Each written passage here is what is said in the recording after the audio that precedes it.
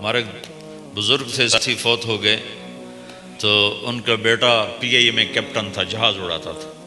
تو انہوں نے کہا بیٹا نماز پڑھ لیا کر. کہا ابا فرصت نہیں ملتی، بہت کام ہوتے. کہا اچھا چلو نماز کے وقت ایک آدمی کو دعوت دے دیا کر، 5 نمازیں ہیں، 5 دفعہ دعوت دے دیا کر. وہ کہنے لگا میں دعوت دوں؟ خود تو میں پڑھتا نہیں، دوسرے کو کیسے دعوت دوں؟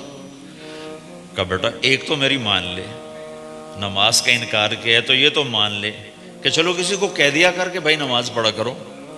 کہا چلو یہ تو آسان ہے، میں کہہ دوں گا.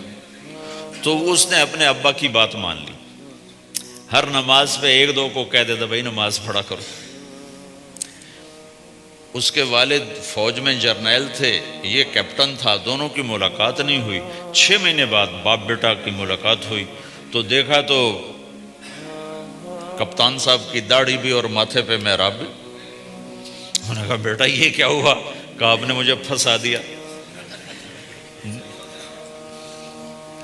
وہ جب میں لوگوں کو کہتا رہا تو میرے اپنے اوپر اثر ہونا شروع ہو گیا کہ میں اپنے آپ کو ملامت کرنے لگا کہ اوروں کو تو کہہ رہا ہے، خود تو پڑھتا نہیں. کہ اس نے مجھے کھڑا کیا اور میں نماز پہ آیا. پھر ایک دن شیو کرنے لگا، شیشے میں کھڑا دیکھ رہا تھا تو میں نے کہا جب اللہ کو سجدہ کر رہا ہوں تو چہرے پہ نبی کی سنت بھی ہونی چاہیے. تو میں نے سیفٹی بھی پھینک دی، میں داڑھی بھی رکھ لی. تو تبلیغ کا کام کرتے رہنا، ہم فرشتے نہیں بن سکتے. ایک دفعہ ایک آدمی نے میرے پر بڑی چڑھائی کی، تم تبلیغ والے منافق ہو، کہتے کچھ ہو کرتے کچھ ہو، تمہارے قول اور فعل میں بہت فرق بہت.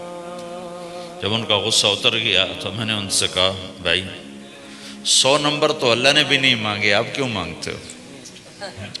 اللہ نے کہا ہے فمن ثقلت موازینہ، جس کی نیکیاں بڑھ جائیں گی گناہ تھوڑے ہوں گے تو پاس کر دوں گا.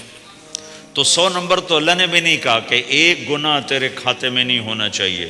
100/100 نمبر لے گا تو جنت دوں گا، نہیں تو ریپٹ مار کے جہنم میں ڈالوں گا. تو 100 نمبر تو اللہ بھی نہیں مانگتا، اسے پتہ ہے میرا بندہ کمزور ہے، کبھی گناہ کرے گا کبھی نیکی کرے گا. تو وہ کہتا ہے جس کے پاس 51 نیکیاں ہوئیں اور 50 گناہ ہوئے تولوں گا تو 51 جھک جائیں گے نا، 50 معاف. مثال دے رہا ہوں، ہمارے علاقے میں ایک ذمہ دار تھے، وہ ذکر بھی بہت کرتے تھے، گالیاں بھی بہت دیتے. ادھر سبحان اللہ تیرے فلانے، الحمدللہ کے ساتھ ایک پھکڑ تولتے تھے. ساری زندگی وہ ایسا ہی کرتے رہے. جب وہ فوت ہو گئے تو کسی نے ان کو دیکھا تو انہوں نے پوچھا کہ میاں صاحب آپ کے ساتھ کیا ہوا؟ آپ تو گالیاں بہت دیتے تھے. خود ہی انہیں پوچھ رہے آپ تو گالیاں بہت دیتے تھے، تو آپ کے ساتھ کیا ہوا؟ کہ اللہ تعالیٰ نے میرے ذکر اور میری گالیوں کو تولا تو میرا ذکر بڑھ گیا تو میری بخشش ہو گئی.